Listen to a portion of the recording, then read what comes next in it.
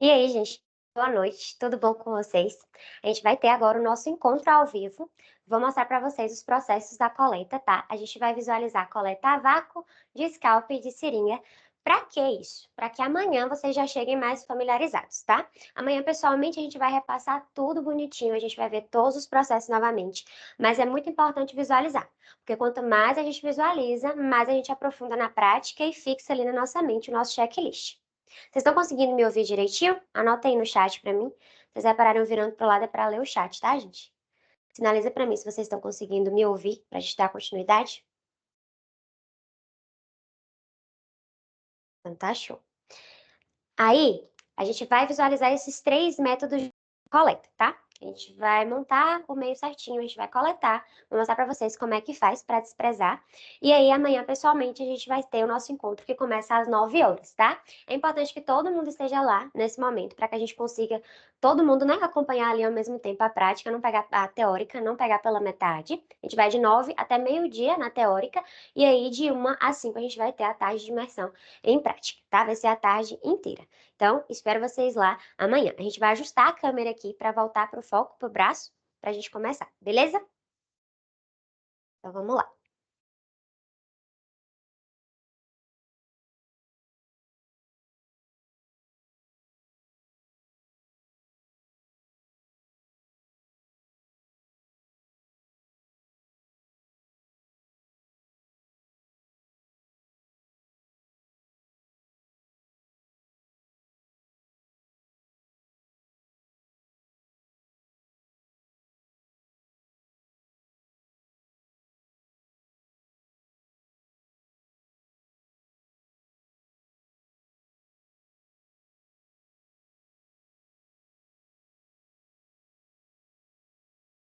Estão conseguindo visualizar direitinho? Sinalizem para mim no chat. Se vocês ficarem com alguma dúvida no decorrer do processo, vocês mandam no chat para mim, tá? Que eu vou estar lendo aqui.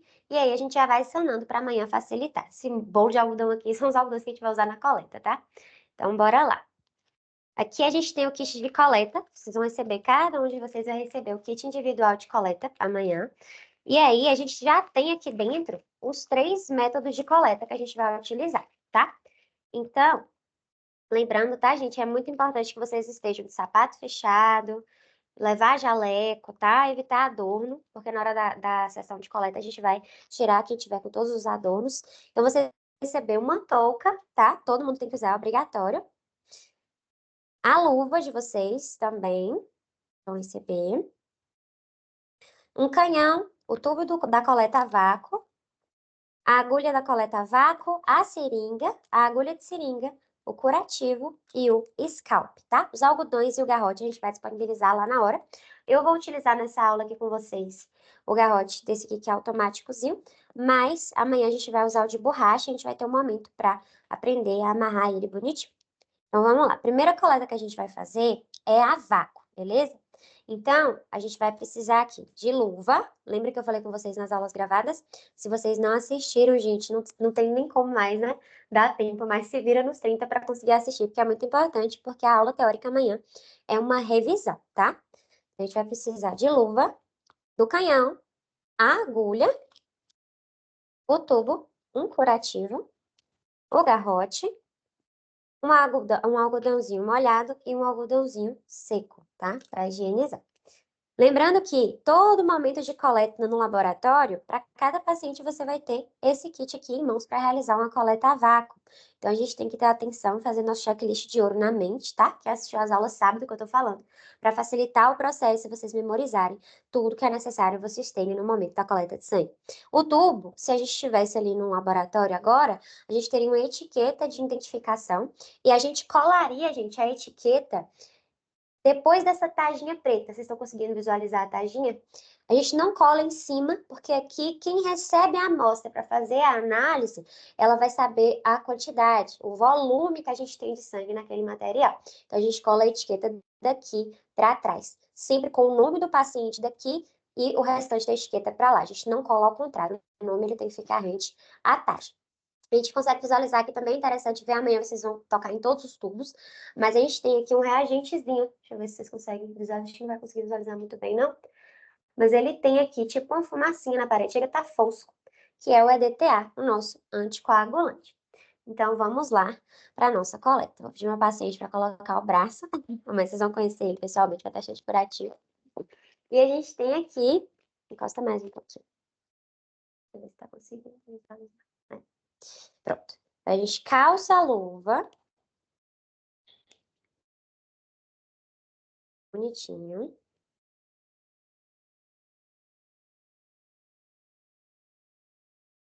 E aí, a gente já vai aqui preparar o nosso canhão, tá? Como a gente prepara o canhão? A gente vem aqui com a nossa agulha.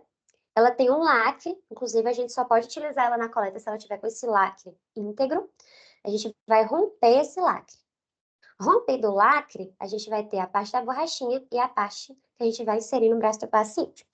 Aqui tem que ter muita atenção, gente, porque aqui que ocorre a contaminação, tá? Dentro dessa borrachinha, ela tem aqui uma agulha, eu mostrei para vocês nas aulas gravadas. E aí essa agulha entra em contato diretamente dentro do tubo. Por isso que a gente tem que seguir a ordem de coleta para que não haja contaminação de reagentes. Então a gente vem aqui e ele tem uma rosca. A gente vai rosquear aqui. Não precisa apertar, porque senão a gente vai ter um problema na hora de desenroscar para jogar fora, tá? Então a gente vai só segurar ela aqui para que ela não solte no braço do paciente. Também não pode deixar folgada, porque senão ela vai soltar no braço do paciente. A gente dá uma travadinha nela. E aí aqui eu vou abrir para vocês verem o bisel, tá vendo? Sempre que a gente fala que tem que ter o bisel para cima, o bisel é essa pontinha aqui da agulha. Mas pessoalmente vocês vão conseguir visualizar melhor. Deixa eu ver se eu consigo focar aqui. Acho que não vai focar, não. E a pontinha parece um dentinho de uma cobra. Quando a gente coloca ele no braço do paciente, o sangue flui para dentro. Ele tem um buraquinho. Então, feito isso, preparei aqui meu material. Antes disso, eu teria que ver se a veia do meu paciente ela aguenta o calibre a vácuo.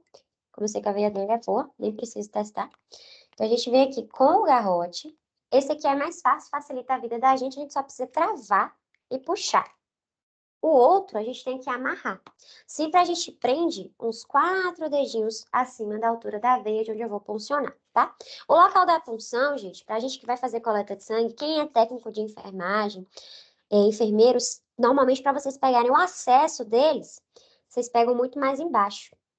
Na coleta de sangue, a gente pega no pico da veia, na altura da veia aqui, realmente onde é o fluxo maior dela, tá? Você vê que a lateral dele aqui é bem alteradinha, dá para visualizar aí da distância que vocês estão. É um cano, bem grandão.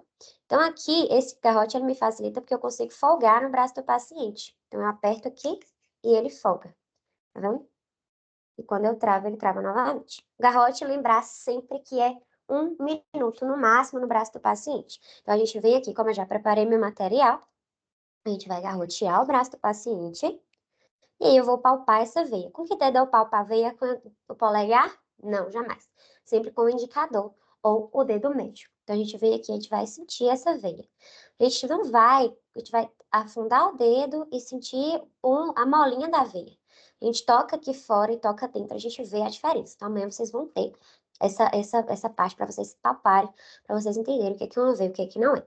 Feito isso, eu senti aqui a minha veia, eu venho com o meu algodãozinho molhado, e aí eu vou higienizar. Como eu higienizo? Ou eu venho de baixo para cima, tirando a sujeira do local da coleta, ou eu faço um movimento circular de dentro para fora, tá? Então eu venho aqui de baixo para cima, higienizei a veia. Já coloco aqui meu algodãozinho seco para facilitar o processo. Bisel sempre para cima. Eu vou dar uma puxadinha aqui, ó, na pele do paciente, para que eu consiga evitar tanto atrito. Se a gente deixar ela assim, vai ter muito mais atrito para entrar. Então, a gente vem aqui, dá uma puxadinha e insere a agulha. Feito isso, a gente vai inserir o tubo. E ele vai encher. Feito isso, começou a vir, passou 1 minuto, algodãozinho para baixo, eu solto o garrote. E aqui, muita atenção, tá? A gente não pode errar nessa parte. Primeiro o garrote, jamais tirar a agulha com o garrote inserido. Depois o tubo e depois a agulha, certo? Ah, já que agora eu posso deixar a agulha aqui na bancada e ficar pirulitando igual a barata tonta? Não. O que eu falei nas aulas com vocês? A agulha é pro canhão, do canhão pro braço do paciente, do braço do paciente direto pro descarpado. Feito isso aqui, a gente homogeneiza o material sempre, nada de fazer assim com o material do paciente. A gente homogeniza com movimentos lentos para que ele pegue todo o reagente. Feito isso, a gente já tá aqui com a agulha, eu já vou levar ela direto para descarpaque e vou mostrar para vocês como é que é feito. Ah, Ingrid, eu posso vir aqui e reencapar a agulha? Jamais. Sempre é do braço do paciente direto para descarpaque. A gente vai, normalmente a descarpaque, ela fica na altura aqui da nossa mão na frente. Então, enquanto a gente tá homogeneizando o tubo, a gente já tira, encaixa nela e já descarta a agulha. Amanhã a gente vai usar uma descarpaque que ela não tem a trava da agulhinha. Então, a gente vai tirar com a pinça, eu vou mostrar para vocês agora como é que faz. Tirando aqui, eu venho aqui, passo para tirar o excesso do sangue. O que que eu gosto de fazer? Eu pego um pouquinho do algodão seco, venho aqui, coloco um pouquinho aqui em cima para evitar que extravase. Vejo se já estancou e coloco o meu curativo. Peço para o paciente para ele manter o braço esticado por 3 minutinhos para que estanque e eu consiga, e não fique roxinho o local da punção. Agora eu vou mostrar para vocês aqui como que a gente tira a agulha do nosso canhão, tá? Aí sempre lembrar também, gente, do descarte. Já anotem aí, tá? O descarte de papéis não tá sujinho de sangue, é no lixo comum, tá? Descarte de algodão, independente de estar sujo ou não de sangue, lixo hospitalar. Luva, lixo hospitalar. Tubo, lixo hospitalar. A única coisa que vai aqui no descarpaque são as agulhas, beleza? Então, a gente tem que ter muita atenção com isso, tá? A gente vem aqui no nosso canhão, vocês vão ter lá de acesso para vocês a pinça. E aí, o que é que vai fazer com essa pinça? Vocês vão vir aqui nessa parte preta, vão travar essa pinça e vão rosquear. Tirou, vocês vão direto dentro do descarpaque. Ah, Ingrid, mas eu posso vir aqui com a mão e... Não, você não vai fazer com a mão. A gente tem que seguir os protocolos de biossegurança, porque a gente tem que sair todo mundo intacto de lá, tá? Então, a gente vem aqui, desrosqueia, com a própria pinça você pega e joga dentro do descarpaque, beleza? Gente, o canhão, ele não é descartável, tá? O garrote, o canhão não é descartável. O que é descartável, eu vou sinalizar para vocês, eu vou deixar lá no slide no momento da aula, para vocês terem ciência, para não esquecer. Mas o canhão, o garrote não é descartável. O que é descartável é tubo, agulha, algodão, curativo. Mas o canhão e o garrote não é descartável, tá? Então, agora, a gente vai fazer a coleta de seringa. Vocês ficaram com alguma dúvida, gente, da coleta a vácuo? Ou eu posso prosseguir? Digita aí para mim, pode prosseguir, se eu posso dar continuidade aqui. Então, dar continuidade. Se não, fala, eu tenho uma dúvida, quero tirá-la agora. Se quiser guardar a dúvida para tirar amanhã também, não tem problema, tá? Se tiver com vergonha de mandar no chat. Para todo mundo, pode prosseguir?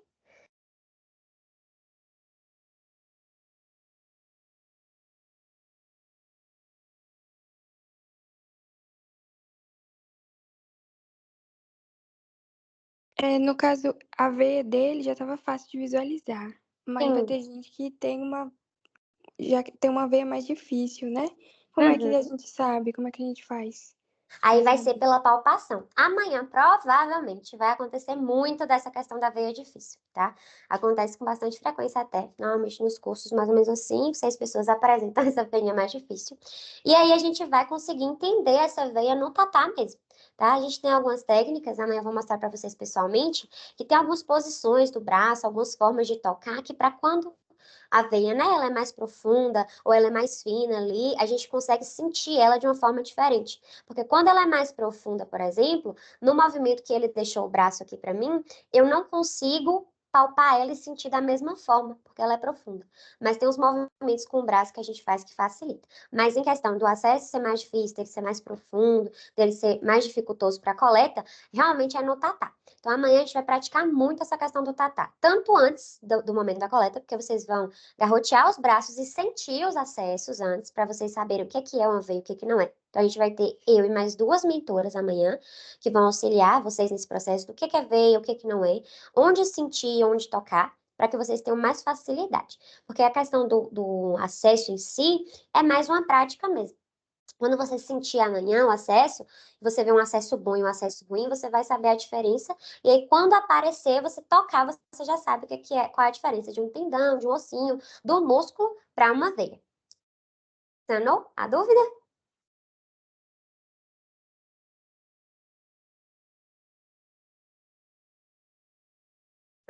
segmento. Vou dar prosseguimento aqui, tá? Então, agora a gente vai fazer a coleta de seringa. A coleta de seringa, gente, a gente tem um passo a mais, tá? Como eu falei com vocês nas aulas gravadas, amanhã eu ainda vou puxar a orelha de vocês quanto a isso. Eu nunca deixo de falar, porque gera muita recoleta no meio ambulatorial, é a questão da falta de senso na coleta de seringa, porque ela é uma coleta que ela é delicada. Então, a gente não faz uma coleta de seringa de qualquer jeito, tá? Eu bato muito na tecla isso, porque ela é uma coleta que tem todo um processo a ser feito. A vácuo, o tubo ele tem uma pressão específica para sugar aquele sangue de uma forma que ele não hemolize, da forma que a veia aguente, da forma que a agulha suporta ali o processo. E aí, na seringa, não.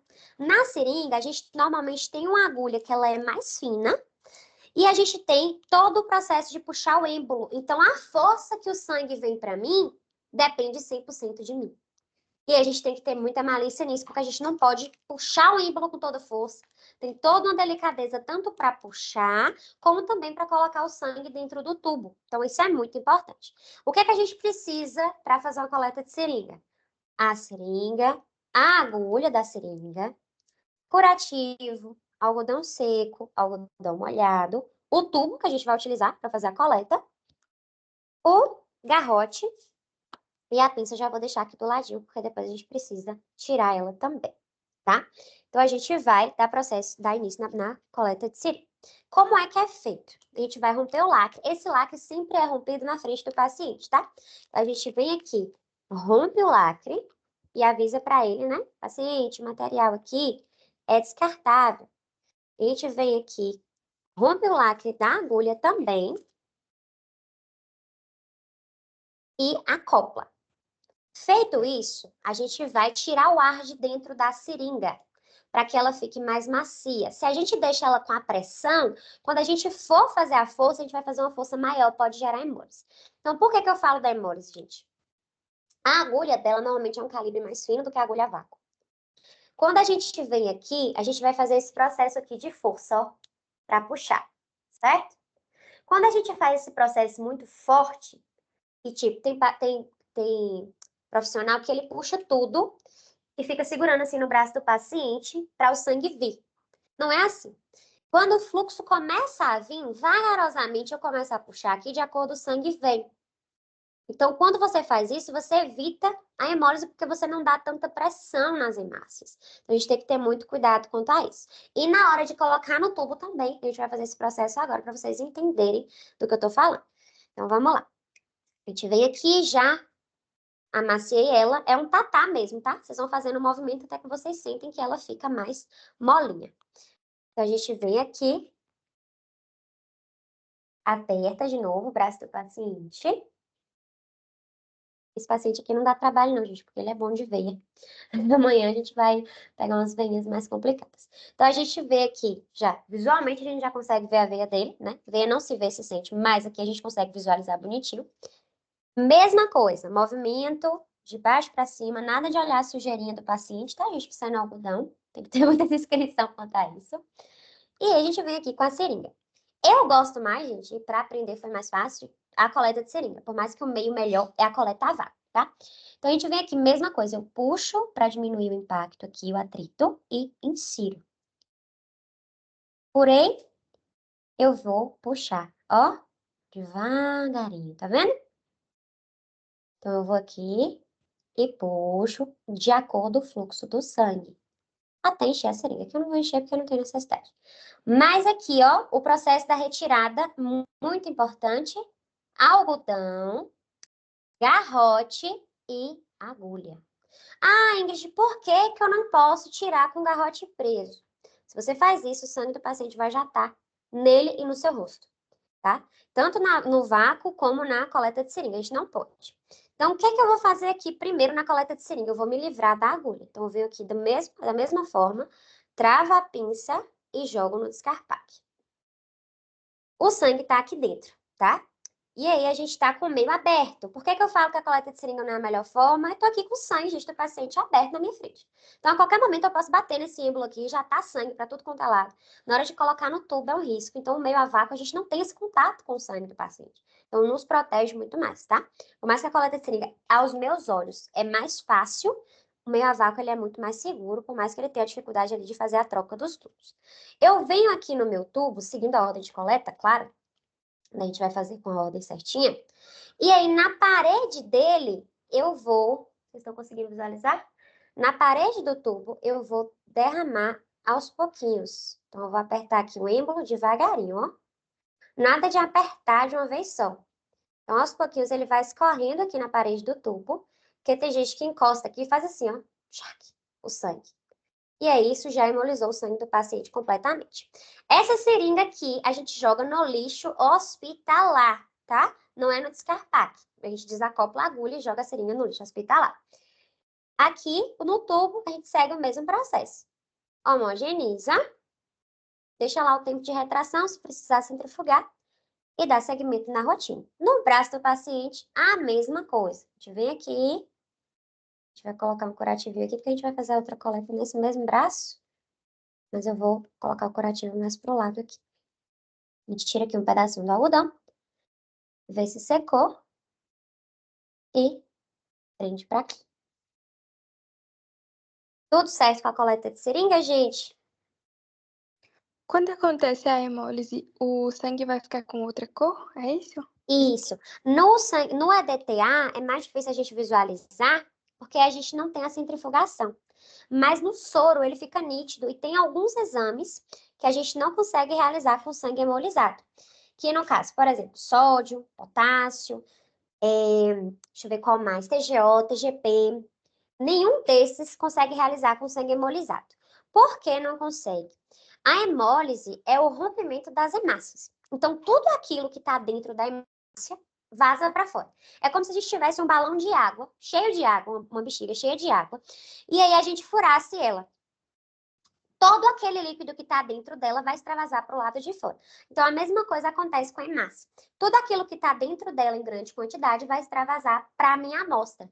Então, o meu soro, que era para estar amarelinho, ele fica amarelinho depois que a gente centrifuga, amarelinho transparente, bem limpo, ele vai ficar alaranjado, avermelhado, porque vai ter o rompimento e vai extravasar a nossa hemoglobina, que até então estava retida dentro das nossas hemácias.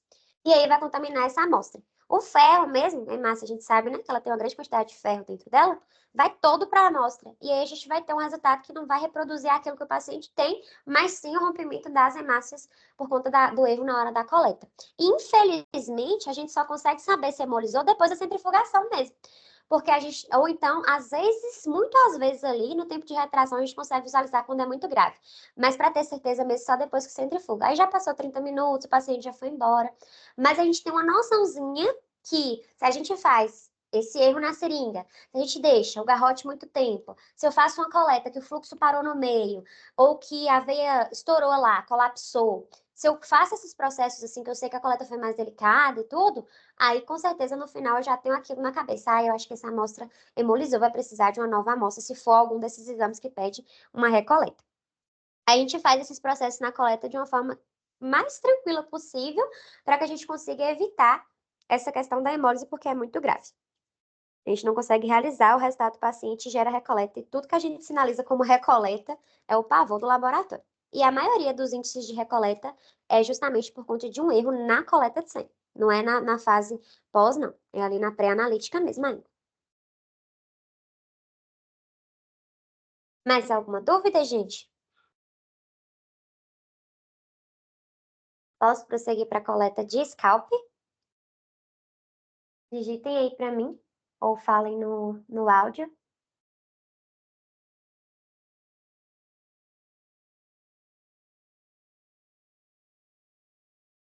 Galera,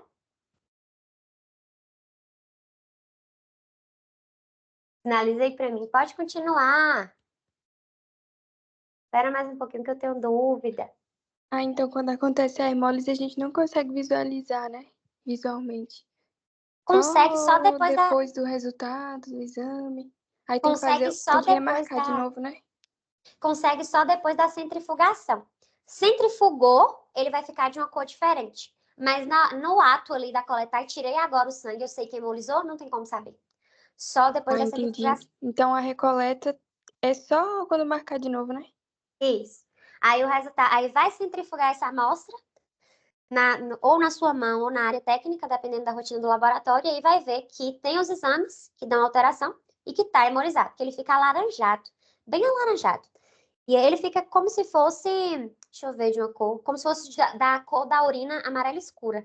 Limpo, porém alaranjado. E aí a gente não consegue realizar. Aí quando chega na área técnica já não tem mais o que fazer, porque tem que pedir o paciente para voltar de novo para fazer a coleta. Porque ele normalmente não fica essa quantidade de tempo, né, no laboratório, de 30 minutinhos ali, que é o tempo mínimo para retração, para fazer a centrifugação. Aí o que gera o maior problema é esse, porque se fosse um erro que a gente conseguisse visualizar que aconteceu na hora da coleta, a gente já pegava ele ali e furava de novo. Mas a gente tem só a noção. Ah, deixei o garrote muito tempo, a coleta foi chata, delicada, colapsou a veia, vai hemolizar. Mas mesmo assim, às vezes nem hemoliza e outros processos geram hemólise, como por exemplo o ato aqui da seringa. Mas a gente só consegue saber depois. Entendi. Pronto. Então vamos para a coleta de scalp. A coleta de scalp, gente, não tem muito segredo, não. É igual a coleta de seringa praticamente. Só muda que a gente tem um caminho a mais a ser percorrido. Então, se na coleta de seringa a gente tem risco de hemólise, na coleta de scalp a gente triplica esse risco. Por que a gente triplica esse risco? Porque o nosso bonitinho tem um caminho que o sangue tem que percorrer.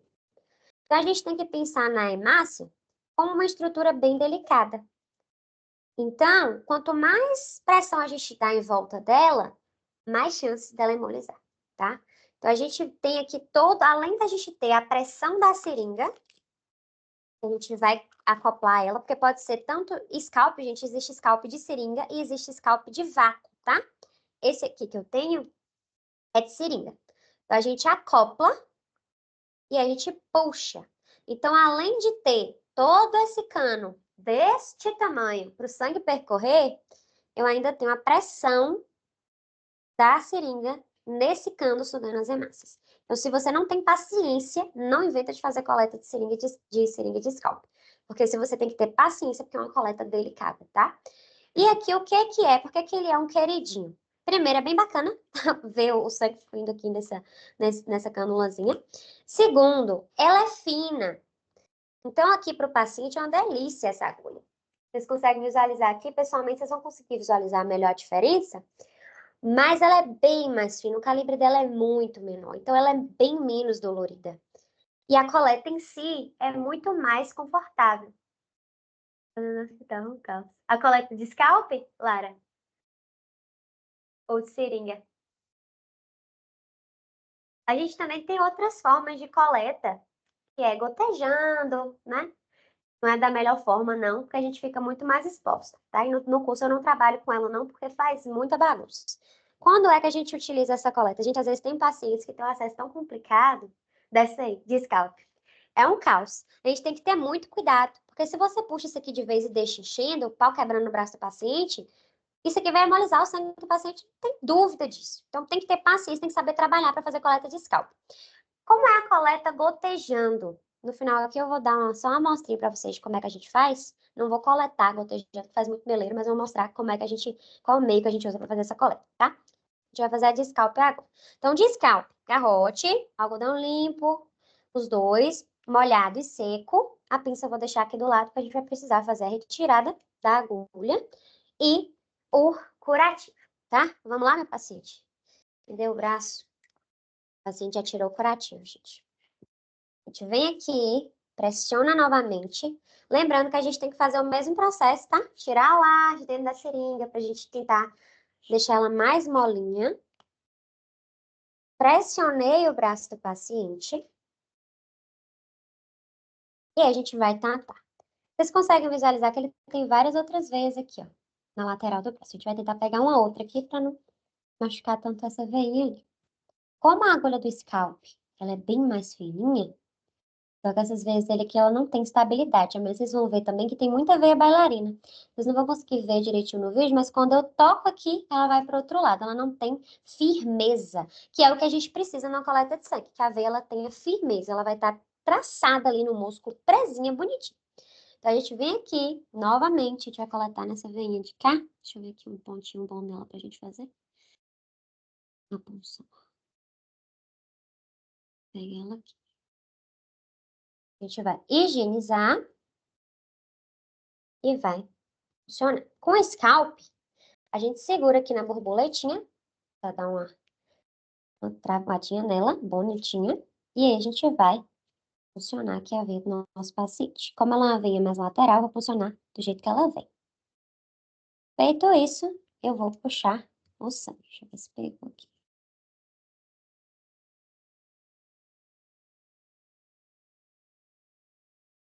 Vamos ver aqui.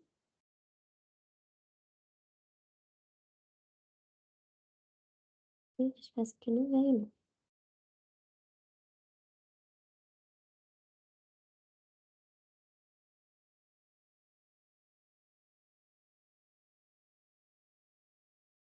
Sempre quando a gente não consegue o fluxo sanguíneo de primeira, a gente trata ela novamente e segue o fluxo que a gente está sentindo. Essa veinha dele aqui, ela é muito fininha. Deixa eu ver aqui se dando remeleixo aqui ela vem.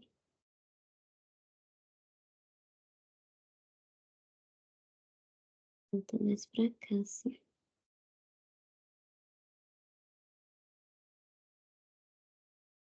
Isso ela vai. Ih, essa daqui.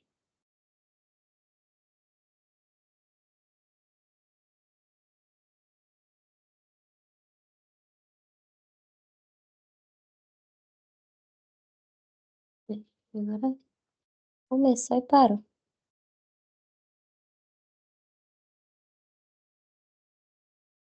Ela tá vindo e parando. Isso aqui a gente chama de costurar, tá, gente? Não é o ideal a gente ficar fazendo isso no braço do paciente, não, mas quando a gente não consegue pegar ela de primeira, normalmente a gente faz para evitar furar novamente. Aqui o fluxo veio e tá parando. Eu vou furar em outro lugar desse bracinho dele aqui, pra gente conseguir pegar. A primeira coisa é tirar aqui, pra gente conseguir tirar, tá? Tirar aqui. A gente vai pegar mais em cima da mesma veia que a gente pegou primeiro. Pressionar aqui de novo. Trava de novo. Pegar mais em cima. E ela tá com sangue, tá vendo? Só o fluxo dela que não é bom. Às vezes acontece. A gente vem aqui, algodãozinho seco. Mais em cima, na mesma veia que a gente pegou primeiro. Traça. E aí já vem, tá vendo? A gente deixa ele lá. E aí vai enchendo a seringa. Aí você não pode fazer esse movimento aqui, ó, gente. Esse movimento que eu falo. Tá vendo? De segurar o êmbolo longe e esperar encher. O movimento, ele vem de acordo ao fluxo. Então, ele vai vindo e eu vou puxando de acordo ao que ele vai enchendo a minha seringa. Feito isso, o mesmo procedimento. Algodãozinho e tira a agulha. Feito isso, a gente vai vir aqui e desacoplar o scalp. Da mesma forma. Destrava aqui. Deixa eu ver que normalmente o scalp eu prefiro tirar com a mão. E a gente vai jogar no descarpaque, porque a gente tem um pérfuro cortante aqui, tá? Do mesmo jeitinho. Com mais cuidado ainda, porque ele tem uma parte maior ainda para entrar lá no descarpaque. Aí a gente vai vir aqui no tubo, do mesmo jeito, a gente tem que seguir o mesmo processo. Pega o tubo, na lateral do tubo a gente vem aqui devagarinho e vai jatando esse sangue. Para que ele escorra na parede e a gente não tenha a hemólise. Feito isso, homogeneiza o material. E aí a gente vai colocar o curativo no braço do paciente. Vem aqui. Pega o curativo.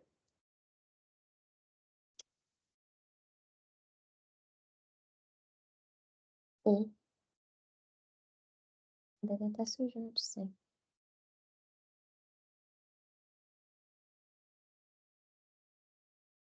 E coloca no braço do paciente, tá? Então, a gente tem esses 3 métodos de coleta. Os 3 a gente vai trabalhar amanhã lá no presencial.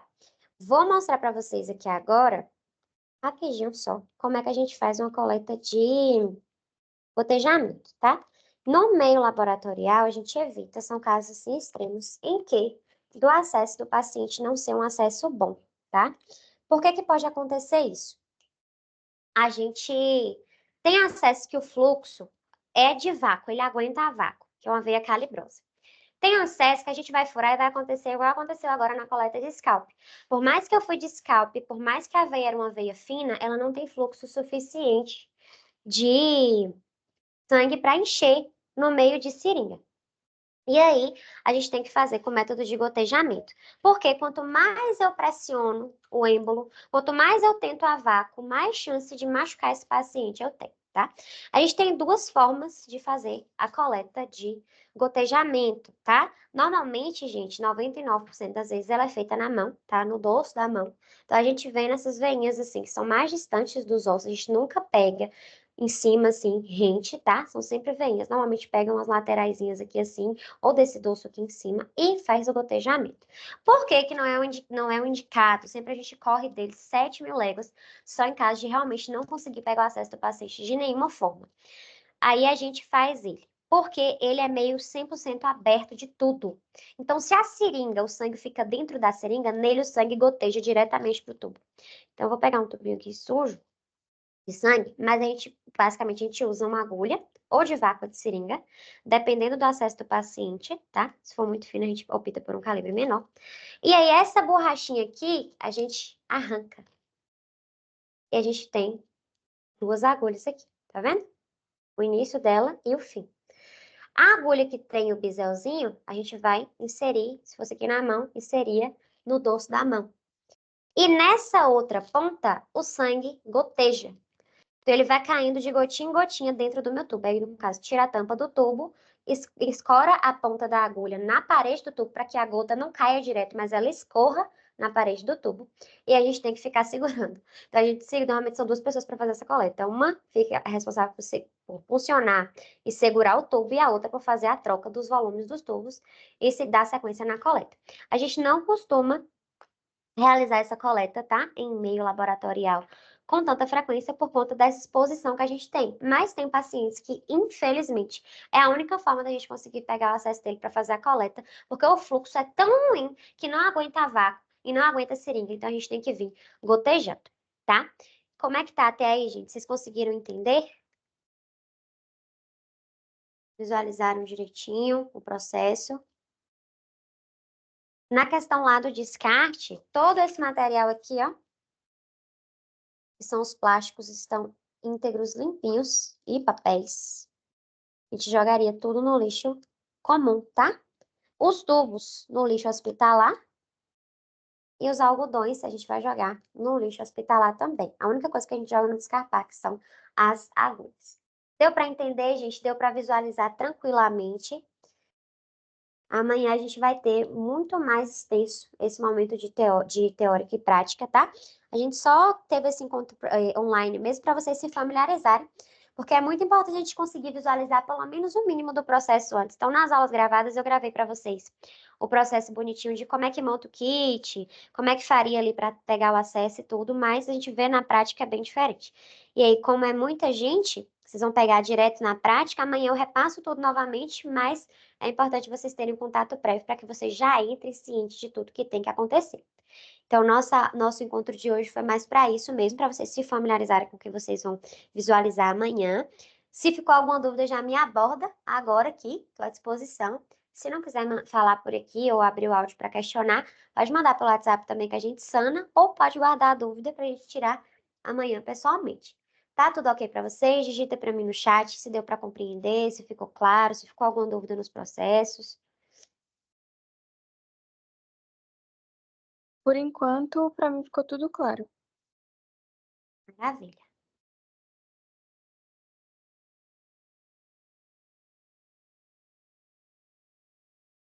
Então, amanhã a gente vai aprofundar muito mais, tá? Pela manhã a gente vai revisar tudo o que eu falei nas aulas gravadas com vocês, pra gente voltar. Eu vou levar para vocês todos os tipos de tubo, possível e impossível, para vocês visualizarem. A gente vai fazer esse momento de visualização na teórica, então vai passar todos os tubos, todos esses materiais aqui que a gente trabalhou agora vai passar na mãozinha de vocês na teórica, para vocês se familiarizarem com o tato deles. E aí, à tarde, a gente vai pegar a prática, que aí vocês vão pegar o kitzinho de vocês e meter bronca. Beleza, gente?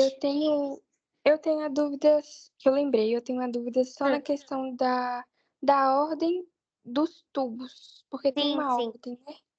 Sim, tem uma ordem que tem que ser seguida. Amanhã a gente vai aprofundar muito mais nela, mas basicamente a gente tem uma ordem que deve ser seguida por conta da presença dos reagentes dentro desses tubos.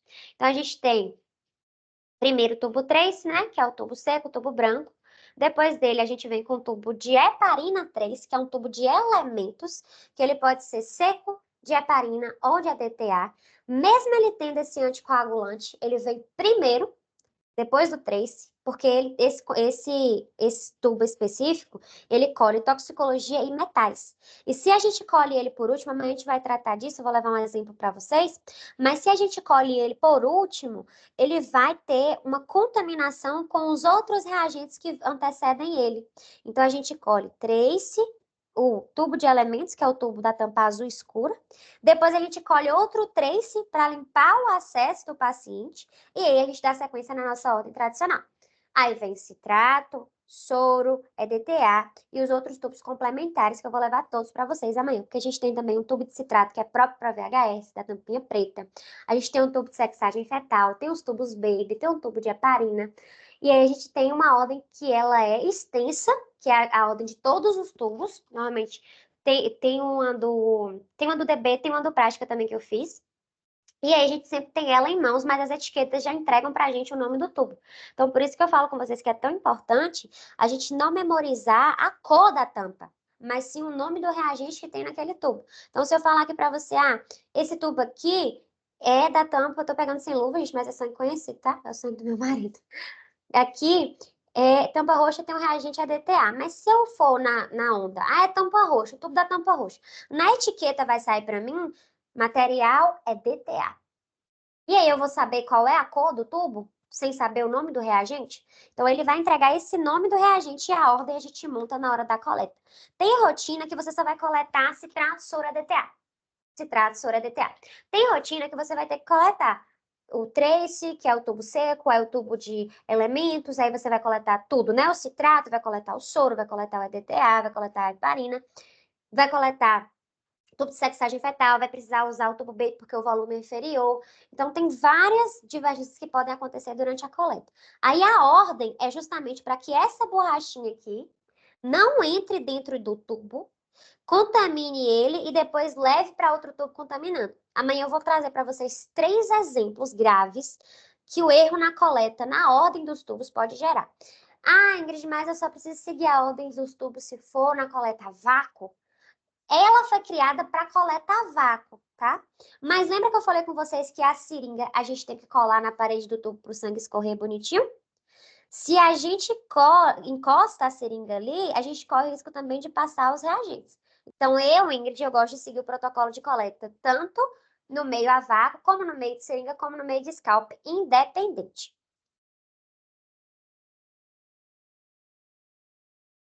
Ficou mais Então, no tranquilo? caso, precisa seguir uma ordem por conta da seringa que entra em contato com o tubo e pode passar pro outro. É isso? Isso. Isso. E no vácuo, porque essa borrachinha aqui, ela entra, né, dentro do tubo. Quando a gente vai fazer aqui a coleta, ela insere todinha dentro do tubo. E aí eu vou colher esse, aí depois eu tiro e vou colher esse. Aí eu tiro e vou colher esse. Aí o reagente do primeiro passa para esse e passa para esse.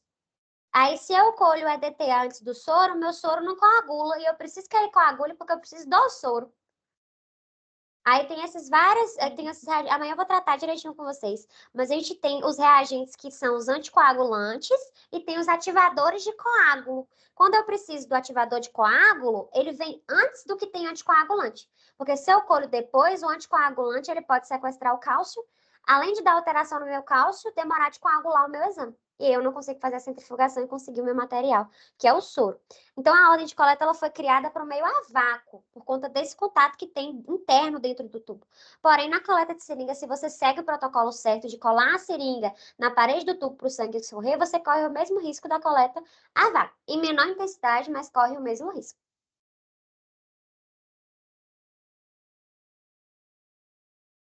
Tranquilo? Certinho. Pronto. Alguém tem mais alguma dúvida, gente? Digitem aí pra mim, tá tudo ok, tá tranquilo, pra gente encerrar. Amanhã você vai especificar cada um? Vou, vou TGO? mostrar, vou mostrar todos pra vocês vão tocar em todos, vão visualizar todos, eu vou especificar também qual é a ordem, por que que colhe em cada um, o que que é tubo de bioquímica, o que que é tubo de elemento, de hemograma, de VHS, de citrato, tudo bonitinho. Então tá bom. Então é isso, pessoal. Se vocês tiverem mais alguma dúvida, pode mandar para mim no WhatsApp, tá? Se não quis falar aqui. Ou levar amanhã também, que é amanhã é sana. O momento da teórica também amanhã, gente, é momento de tirar dúvida, tá? Eu quero deixar isso bem claro desde já. Eu sempre reforço pessoalmente, mas é importante a gente ter esse contato. Deixa eu virar a câmera aqui para vocês verem minha cara. E aí, amanhã a gente vai tratar toda a revisão novamente, tá? Então, em caso de dúvida, vocês têm que tirar no momento da teórica, tá? A gente não pode levar a dúvida para o momento da prática, porque se vocês levam, a chance de um erro grave é muito maior. E da coleta de sangue, eu costumo falar com os meninos o seguinte: a gente não pode ter maus vícios. Porque se a gente tem um mau vício ali, e eu aprendo no mau vício, quando eu for dar sequência nos processos, eu vou estar com aquele vício enraizado em mim. Então, se eu tô com algo na minha mente, eu não tenho certeza que é certo, eu tiro a minha dúvida antes, porque eu já aprendo da forma correta. E eu não levo o erro para frente, tá? Então, amanhã eu vou tratar de tudo isso com vocês novamente. Então, todos os materiais vão passar na mãozinha de vocês. Eu vou explicar qual é o tubo que coleta hemograma, qual é o tubo que coleta soro na maioria das rotinas, tá? Então, algumas a gente vai especificar os casos que são diferentes, né, na rotina que pode acontecer. E aí, se atentem ao horário, tá? 9 horas a gente vai estar lá para iniciar o curso, porque a gente vai precisar encerrar meio-dia para vocês almoçarem, e 1 hora a gente retorna para pegar a prática a tarde inteira, até às 5. Então, quanto mais pontual for, melhor, porque a gente consegue acelerar o processo e dar conta de todo o conteúdo. Mas lembre-se, tá? Não fica com vergonha. A gente tem até uma dinâmica, amanhã eu vou explicar para vocês, para fluir nessa questão de tirar as dúvidas, de ver se realmente fixou o conteúdo ali, porque é um momento disso, tá? O curso é feito para vocês sanarem as suas dúvidas, para vocês crescerem profissionalmente, para vocês conseguirem evoluir, tirar o medo e destravar tudo aquilo que está travado ou até desvincular vícios ruins que foram adquiridos e que na verdade não tá certo, porque isso acontece muito na área da saúde, é muito comum isso, tá? Então, qualquer dúvida, eu estou à disposição e espero vocês lá amanhã às 9 da manhã, tá? Então, um grande beijo no coraçãozinho de vocês, até amanhã. Meu marido tá dando desligar, gente.